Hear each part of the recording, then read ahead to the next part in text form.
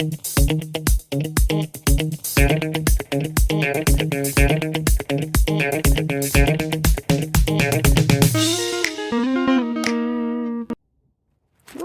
hi. Yeah, today there is a little bit of a perspective change happening because sometimes the answers are in the details, you know. Will it be the case for the next question? Let's see.